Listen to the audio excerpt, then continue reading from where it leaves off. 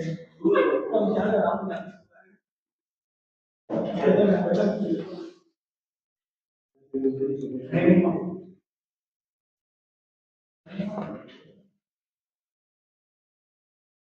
अपने परिचर्या का मूलभूत सिद्धांत के बारे में पढ़ेंगे।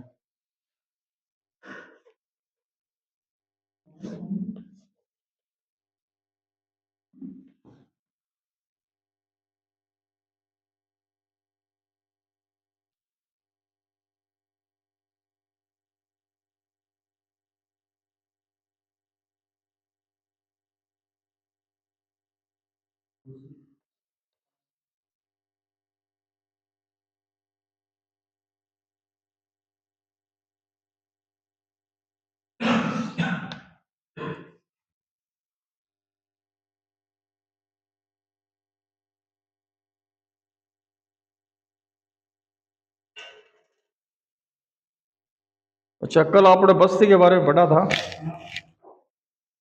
तो प्रयुक्त द्रव्य के आधार पर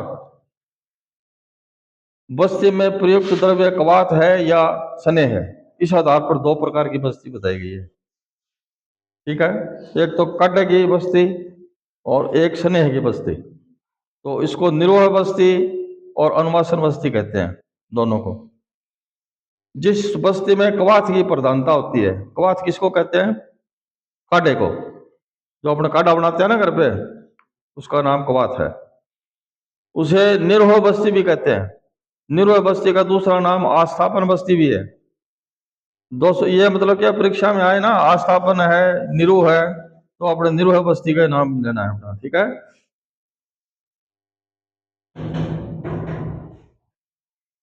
200 को शरीर में से बाहर निकालना देने कारण अथवा रोगों को हरण करने के कारण इसे निरोह बस्ती कहते हैं। वह स्थापना या आयु स्थापना के कारण इसे आस्थापन कहते हैं। इस बस्ती में क्वाथ मधुर तेल प्रधान द्रव्य होते हैं। अनुवासन बस्ती क्या है? जिस बस्ती में स्नेहन मुख्य द्रव्य होता है उसे अनुवासन बस्ती कहते हैं।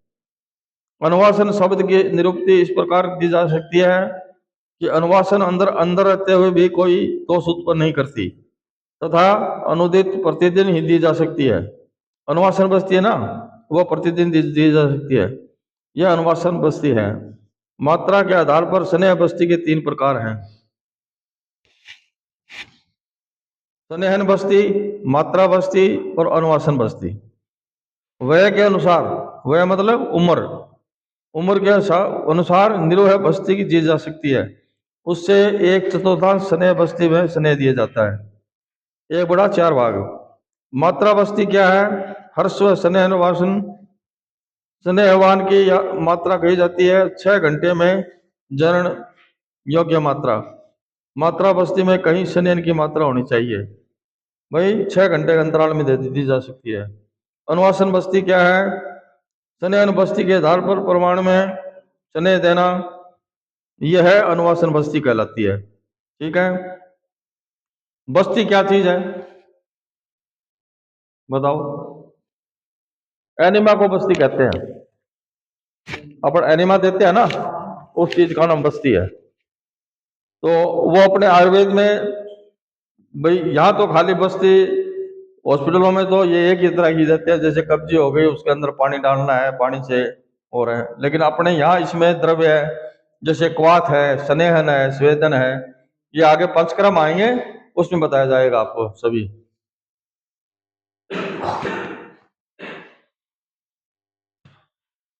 संक्षेप में स्नेहन के 3 प्रकार हैं। जो निरोह है, मात्रा के 1/4 प्रमाण में दी जाती है, वह स्नेह मात्रा है। ठीक है। स्नेह बस्ती के आधे प्रमाण में दी जाती है, वह अनुवासन बस्ती है। और अनुवासन बस्ती के आधे प्रमाण में दी जाती है, वह मात्रा बस्ती है। यह मात्रा के हिसाब से है ये।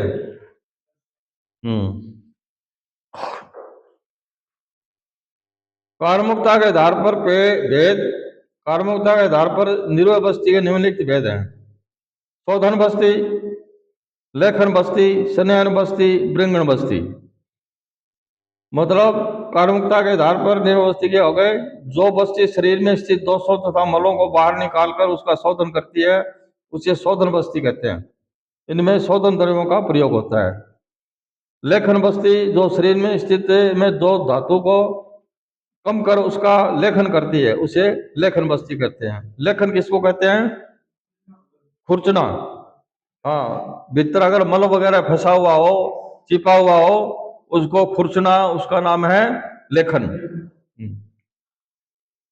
सनयन, सनयन का मतलब होता है कोई चिकना पदार्थ हो ना, घी तेल वगैरह, उसको सनयन कहते हैं। जो शरीर का सनयन करती है उसे सनयन बस्ती कहते हैं। इसमें सनयन का अधिक प्रयोग होता है। ब्रिंगण बस्ती क्या है? जो शरीर की रस आदि धातुओं को बढ़ाकर उसका ब्रिंगण करती है। ब्रिंगण का मतलब होता है मतलब ऊर्जा, भाई शक्ति, भाई शरीर के अंदर वो उस आत्मा को शक्ति प्रदान करे, उसको ब्रिंगण कहते हैं। उसे ब्रिंगण बस्ती कहते हैं। उपयुक्त भेदों के अतिरिक्त आचार्य भट्ट ने निम्नलिखित 3 भेद बताए गए हैं। उत्कलेशन बस्ती, वह बस्ती जो दोषों व मलों को उत्कलेशित करती है। उत्कलेशित मतलब उखाड़ती है, उनके परमाणु को बढ़ाती है, द्रवीभूत करती है, उत्कलेशन बस्ती कहलाती है। दो सर बस्ती, वह बस्ती जो दोषों को बाहर निकालने उसे दो सर बस्ती कहते हैं। भाई एनिमा दे दिया, कईयों कब्जी रहती है, एनिमा देने के बाद में फिर वो 15-20 मिनट बाद में उसके दस्त लग जाते हैं एनिमा से, ठीक है। समन बस्ती, एक समन बस्ती है, वह बस्ती जो दोषों का समन करे।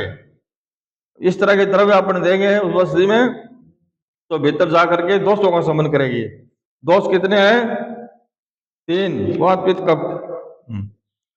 बस्ती जो दोषों का समन करे उसे समन बस्ती कहते हैं। इस प्रकार विभिन्न कार्मुकता के आधार पर बस्ती के निम्नलिखित भेद हैं। क्या भेद है? शोधन बस्ती, तीक्ष्ण बस्ती या मृदु बस्ती, लेखन बस्ती, समन बस्ती, कर्षण बस्ती, बाजीकरण बस्ती, चक्षुष बस्ती। ये बस्ती कई प्रकार की होती है, ठीक है नहीं, अलग अलग रोगों के अनुसार अलग अलग बस्ती दी जाती है।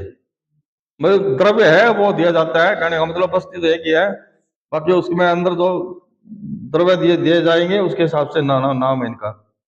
उत्कलेशन है, ब्रिंगण बस्ती है, रसायन बस्ती है, सनयन बस्ती है, संग्राणी बस्ती है। संख्या के आधार पर बस्ती देने की, संख्या के आधार पर बस्ती 3 प्रकार की होती है।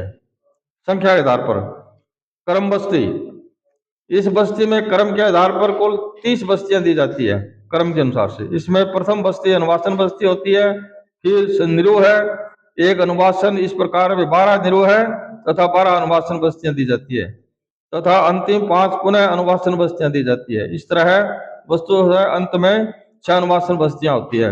इस क्रम में कुल 12 निरूह बस्ती तथा 18 अनुवासन बस्ती होती है। भाई मूल रूप से तो 2 ही प्रकार है ना बस्ती के, निरूह है और अनुवासन। तो इसके अंदर क्या है कि भेद है अलग अलग, तो वो 12 तो निरूह है, 18 अनुवासन है। काल बस्ती, काल बस्ती के क्रम में अनुसार 16 बस्तियां दी जाती है। प्रथम एक बस्ती स्नेह बस्ती, फिर क्रम से 6 निरूह है, 6 स्नेहसन बस्तियां दिया जाती है, अंत में पुनः 3 स्नेह बस्ती दी जाती है। योग बस्ती, इस बस्ती में क्रम में कुल 8 बस्तियां दी जाती है। पहली बस्ती अनुवासन, फिर एक निरूह है, एक अनुवासन, क्रम में 3 निरूह है तथा 3 अनुवासन, अंत में पुनः एक अनुवासन बस्ती दी जाती है। आचार्य चरक ने काल बस्ती 16 की आधी संख्या अर्थात 8 संख्या को योग बस्ती कहते हैं। एनिमा के अर्थ औषध द्रव्य को निम्न अंतर में उसके सफाई या पोषण के हेतु प्रवेश कराना है। ये एनिमा आगे ना, वो चीज है। एनिमा का उद्देश्य क्या है? पर्पज ऑफ एनिमा, एनिमा का प्रयोग वात व्याधियों में किया जाता है। इसके निम्नलिखित उद्देश्य हैं। क्या उद्देश्य है? मल त्याग क्रिया को प्रेरित तथा विबंध नाश करने हेतु, भाई कब्जी वगैरह रहती है ना, उसके लिए। कठिन मल को मुलायम करने के लिए औषधियां देने हेतु, आंतर परिजीवियों को नष्ट करने हेतु, अंदर कीड़े वगैरह पड़ जाते हैं ना, तो ऐसे द्रव्य डाल करके उस कीड़ों को मारा जाता है एनिमा से। गैस या द्रव्यमान गैस वगैरह बन गई हो, आंतर की श्लेष्मिक झिल्ली की सुरक्षा प्रशमन हेतु, द्रव पोषण पहुंचाने हेतु, प्रदाह है कम करने हेतु, अंतर की क्रमांकन शक्ति को अभिप्रवृत्त करने हेतु, मतलब हाथ है वो सुस्त हो जाती है, उसको पैल्पिटेशन बढ़ाने के लिए। अवसाद, कोलैप्स में उद्दीपन प्रदान करने हेतु, तापक्रम कम करने हेतु, एक्सरे परीक्षण के पूर्व रोग विनिश्चय हेतु, आंतरिक परीक्षण कार्यक्रम के अंतर्गत नियमित आंतरिक क्रिया स्थापित करने हेतु, संवेदनशीलता अभिप्रेत करने हेतु। अब आगे लिखा है कि एनिमा देने के लिए आवश्यक सावधानियां क्या है। वो देखो, प्रयुक्त आकार के मलाशय नलिका रेक्टल ट्यूब का उपयोग किया जाता है तथा आंत्र शुद्धि के लिए शिशुओं में 12 नंबर ब्रांच, ठीक है, ये नंबर दिए हुए हैं भाई, बच्चा है उसके लिए 12 नंबर ब्रांच, 12 वर्ष से आयु में 14 से 19 नंबर, और वह वयस्क के लिए 22 नंबर ब्रांच का प्रयोग किया जाता है। ये अपने प्रैक्टिकल में आगे बताएंगे आपको भाई बच्चों के लिए कौन सी एनिमा ठीक रहेगा, उसमें ट्यूब है ये, ठीक है। मलाशय नलिका चिकनी और मुलायम होनी चाहिए। खुरदरी तथा नुकीली होने से मलाशय को श्लेष्म झिल्ली को हानि पहुंचा सकती है। मलाशय नलिका पर स्निग्ध पदार्थों का लेप कर देना चाहिए जिससे उसे आसानी से प्रवेश कराया जा सके तथा गुद प्रदेश में जलन व घाव न बने, ठीक है। एनिमा में प्रयुक्त होने वाले द्रव्यों का तापक्रम उनके उद्देश्य के अनुरूप रखना चाहिए तथा यथा विबंधनाशक एनिमा देने के लिए वयस्कों में तापमान 105 से 110 फ़ारेनहाइट मध्य तथा बालकों में 100 फ़ारेनहाइट रखना चाहिए। प्रयुक्त किए जाने वाले एनिमा का प्रकार या मात्रा व्यक्ति की उम्र व आकार पर निर्भर करती है। जैसे विबंधनाश के लिए दिया जाने वाला एनिमा बच्चों में 250 ml, ये देखो ना कि बच्चों में 250 से लेकर 500 ml, वयस्कों में 500 से 1000 ml की मात्रा में दिया जा सकता है। एनिमा देते समय रोगी को वाम पार्श्व स्थिति लेफ्ट लेटरल पोजीशन में उठाना चाहिए। एनिमा देते हैं ना अपन, तो बाई साइड में सुलाओ उसको पेड़ा, फिर उसके बाद में एनिमा लगाओ। एनिमा देते समय रोगी को वाम पार्श्व स्थिति में लेफ्ट लेटरल पोजीशन में रखना चाहिए। ऐसी स्थिति में सिग्मोइड कॉलम मलाशय के नीचे रहता है, फलस्वरूप उससे आसानी पूर्वक प्रवेश कराया जा सकता है। जब एनिमा द्वारा अंतर के ऊपर तथा सफाई करनी हो तथा रोगी वाम पार्श्व स्थिति में परिवर्तन कर पृष्ठ पार्श्व स्थिति में रखना चाहिए। तत्पश्चात उसे दक्षिण पार्श्व स्थिति में रखना चाहिए। इस प्रकार प्रयुक्त द्रव्य संपूर्ण अंतर में आ जा सकता है।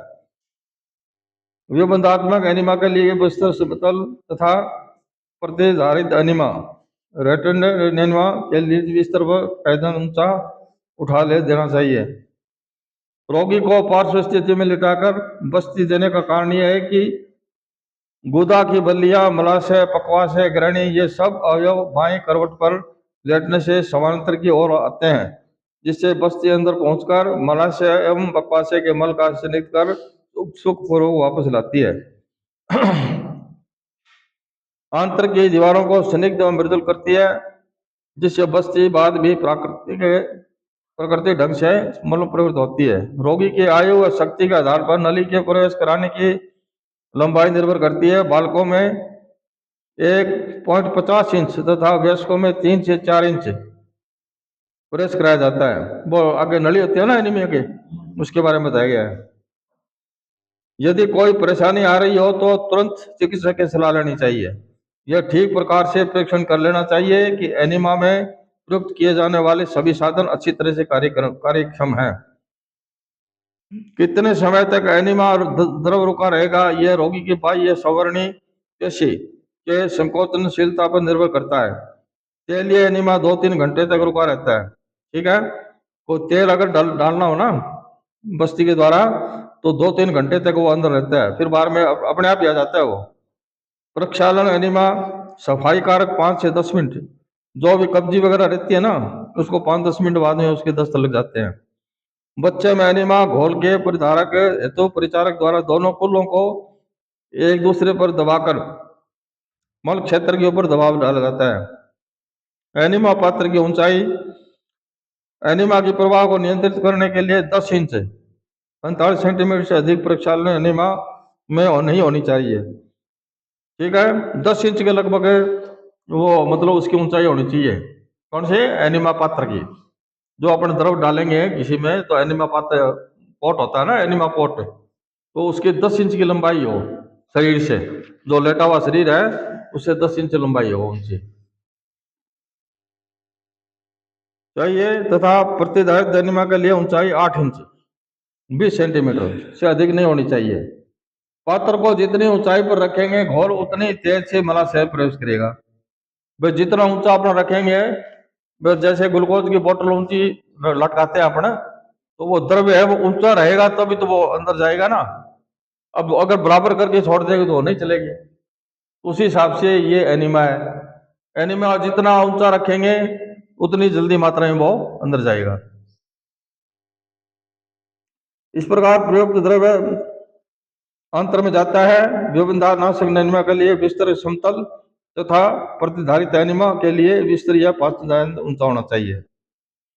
रोगी को पार्श्व स्थिति में लिटाकर बस्ती देने का कारण यह है कि गुदा की बल्लियां, मलाशय, पक्वाशय, ग्रहणी ये सब अवयव बाएं करवट पर लेटने से समांतरगी होते हैं, मतलब बराबर हो जाते हैं वो, जिससे बस्ती अंदर पहुंचकर मलाशय एवं पक्वाशय मल का स्निग्ध कर सुखपूर्वक वापस आती है। आंत की दीवारों को स्निग्ध व मृदु करती है, जिससे बस्ती के बाद भी प्राकृतिक ढंग से मल परित होती है। रोगी की आयु व शक्ति के आधार पर नली के प्रवेश कराने की लंबाई निर्भर करती है। बालकों में 1.5 इंच, वयस्कों में 3 से 4 इंच प्रवेश कराया जाता है। यदि कोई परेशानी आ रही है तो तुरंत ठीक से सलाह लेनी चाहिए। यह ठीक प्रकार से परीक्षण कर लेना चाहिए कि एनीमा में प्रयुक्त किया जाने वाले सभी साधन अच्छी तरह से कार्यक्षम है। कितने समय तक एनीमा द्रव करेगा यह रोगी बाह्य यही कहलाता है। 2-3 घंटे तक स्नेन और प्रक्षालक एनीमा है वो 5 से 10 मिनट, और बच्चे में एनीमा घोल के प्रधारक हेतु परिचारक द्वारा दोनों कूलों को एक दूसरी पर दबाकर मल क्षेत्र के ऊपर दबाव डालना चाहिए। एनीमा पात्र की ऊंचाई लगभग 10 इंच होनी चाहिए। और प्रतिधारित एनीमा के लिए 8 इंच होनी चाहिए। पात्र को जितनी ऊंचाई पर रखें घोल उतनी जल्दी मलाशय के अंदर जाएगा। घोल के प्रवाह को एनीमा के प्रकार के अनुरूप नियंत्रित करना चाहिए। प्रतिधारण एनीमा में द्रव के पदार्थ को नियंत्रित करने के लिए नली को मलाशय प्रवेश कराने के पूर्व उसे चिमटी से दबा कर रखना चाहिए, बिया के से एक बार बंद कर लेना चाहिए। वायु को मलाशय प्रवेश करने से रोकना चाहिए। जैसे अपने वो लगाते हैं ना, ड्रिप लगाते हैं, उसके अंदर जो हवा रहती है उसको निकालते हैं अपने, उसी हिसाब से वायु को मलाशय प्रवेश करने से रोकना चाहिए। इस हेतु एनीमा द्रव में से झाग बुलबुले निकाल देना चाहिए तथा नली में से संपूर्ण द्रव अंदर प्रवेश नहीं होने देवे।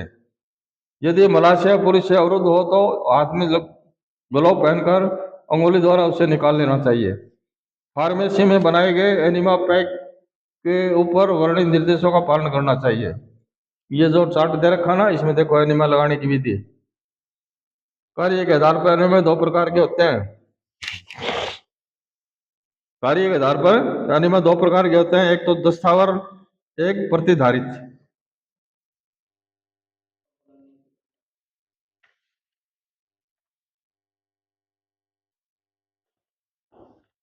दस्तावर एनीमा के निम्नलिखित प्रकार हैं।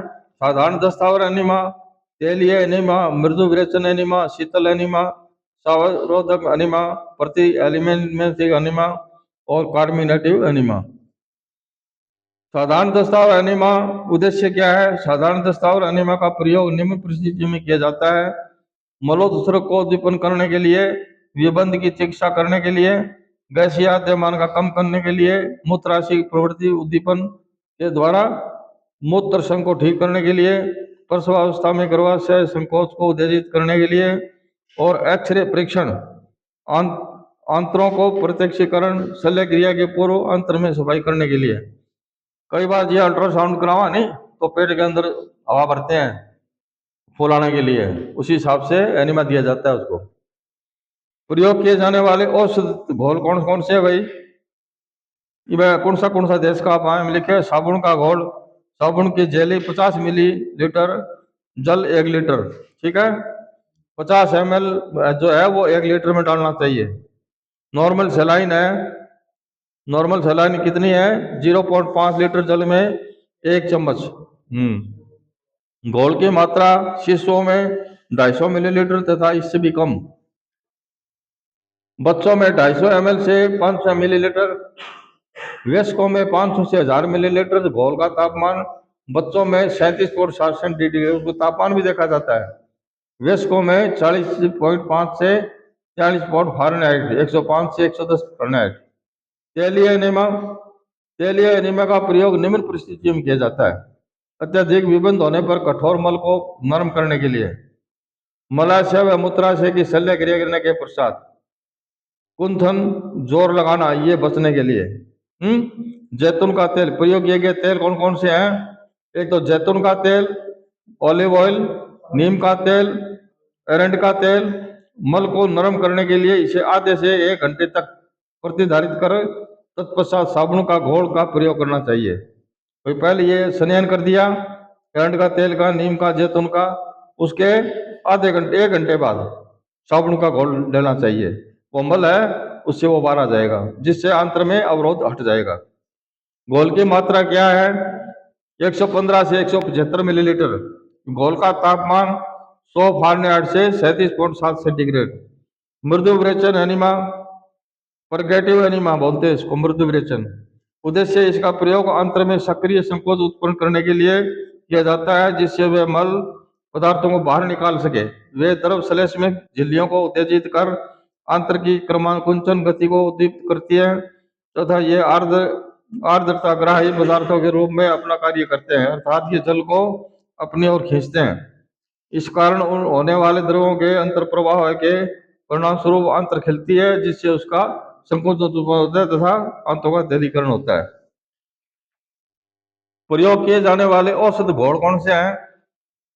औषध घोल है जो प्रयोग करेंगे अपना, उसमें है शुद्ध ग्लिसरीन 15 से 30 मिलीलीटर, ग्लिसरीन का जल 1.2, ऑक्सकाल 15 से 30 मिलीलीटर, ग्लिसरीन एवं एरंड का तेल, magnesium sulphate, magnesium phosphate sulphate, glycerine का जल। घोल की मात्रा 115 से 175 मिलीलीटर। घोल का तापमान कितना रहना चाहिए? 100 डिग्री फ़ारेनहाइट 37.7 डिग्री सेल्सियस। शीतल एनीमा एक कोल्ड एनीमा होता है। उद्देश्य शीतल एनीमा का, हिम एनीमा का प्रयोग निम्न परिस्थितियों में किया जाता है: उष्माघात, जैसे हीट स्ट्रोक हो गया ना, जिसके लू लग गई, अपने गर्मियों में लू लग जाती है ना किसी के, तो उसमें उष्माघात एवं तीव्र जबर हाइपर प्रेक्शिया में शरीर का तापमान कम करने के लिए किया जाता है। वृद्धांत्र में प्रक्षालन, कोलोनिक इरिगेशन के लिए घोल का तापमान 80 डिग्री से 90 फ़ारेनहाइट 37 से 32 डिग्री सेल्सियस। स्रावारोधक एनीमा, उद्देश्य क्या है इसका? यह एनीमा ऊतकों व रक्तवाहिनियों को संकुचित करता है, रक्तस्राव को रोकता है तथा प्रदाह को कम करता है। यह श्लेष्म के प्रवाह को कम करके शौच में भाग, इन्फ्लेमेटिव एरिया में शूल को कम करता है। इसे प्राय वृद्धांतर शौच, कोलाइटिस तथा प्रवाहिका डिसेंट्री में दिया जाता है। घोल को धीरे धीरे प्रवेश कराकर बाहर निकाल देते हैं, जिससे प्रभावित भाग में जलन, पीड़ा व आद्यमान न हो। आद्यमान आफरे को कहते हैं। प्रयोग किए जाने वाले औषध घोल कौन से हैं? टैनिक एसिड 5 ग्राम, जल 60 मिलीलीटर, फिटकड़ी 30 ग्राम, जल 600 मिलीलीटर। सिल्वर नाइट्रेट घोल, घोल का तापमान रोगी के सहनशीलता के आधार पर, ठीक है। प्रति हेलमिंथिंग एनीमा, उद्देश्य इस एनीमा को आंतों में उपस्थित कृमियों एवं कीड़ों को नष्ट करने के लिए, उन्हें बाहर निकालने के लिए दिया जाता है। कृमि चिकित्सा प्रारंभ करने के पूर्व आंतों को साफ किया जाना चाहिए, जिससे औषधि आंत्र की कला व कृमियों से सीधे संपर्क में आ सके। भाई इसको एनीमिया देने का कारण क्या है? कीड़े हैं, वो मारने के लिए, कीड़े मरने के बाद में फिर दवाई दी जाती है, वो अच्छी तरह से काम करती है। इसलिए प्रति एलिमेंथिक एनीमा देने के पूर्व साबुन व पानी का एनीमा दिया जाता है, ठीक है। चिकित्सा तब तक की जाती है जब तक कृमि पूर्ण रूप से नष्ट नहीं हो जाए। एनीमा जब तक लगाओ जब तक वो कीड़े खत्म नहीं हो। कीड़े कैसे देखेंगे? कि जैसे वो घोल अंदर डाल दिया और वो दस्त जाएगा, उसके अंदर कीड़े आएंगे, तो जब तक कीड़े आते रहेंगे तब तक उसको ये घोल की मात्रा देते जाना चाहिए। हाइपरटॉनिक सेलानियम घोल 600 मिलीलीटर जल में 60 मिलीलीटर सोडियम क्लोराइड, घोल की मात्रा 250 मिलीलीटर। कार्मिनेटिव एनिमा क्या है? एंठन रोधी एनिमा। ये पेट में मरोड़ा वगैरह आवे ना, ऐंठन वगैरह आवे, उसके लिए है कार्मिनेटिव एनिमा। उद्देश्य क्या है? आंत्र की क्रमाकुंचन गति को बढ़ाकर गैस व मल पदार्थों को बाहर निकालना, गैसीय आद्यमन से आराम देने हेतु इस एनिमा का प्रयोग किया जाता है। प्रयोग किए जाने वाले औसत घोल तथा मात्रा: तारपीन का घोल 8 से 16 मिलीलीटर तारपीन को 600-1200 मिलीलीटर साबुन के घोल में,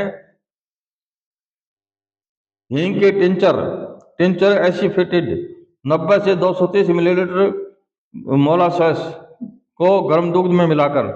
प्रतिधारित एनिमा गुद बस्ती: इसमें औषध द्रव्यों को गुद मार्ग के द्वारा कुछ समय तक आंत्र में धारण या रोकने के लिए प्रेस कराते हैं, इसलिए इसे प्रतिधारण एनिमा कहते हैं। प्रतिधारित एनिमा के निम्नलिखित प्रकार हैं: उद्दीपन एनिमा, पोषक एनिमा, प्रशामक एनिमा, शांतिदायक एनिमा, संवेदनाहारी एनिमा।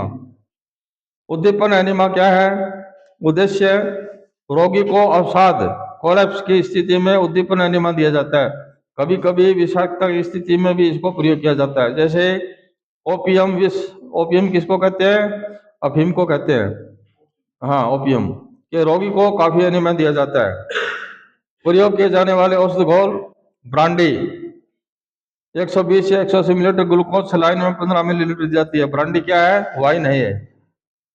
काली काफी, ये 300 मिलीलीटर जल में 6 ग्राम काफी घोल, घोल का मात्रा 180 से 240 मिलीलीटर, घोल का तापमान 108 से 110 फारेनहाइट, 42 से 43 फारेनहाइट।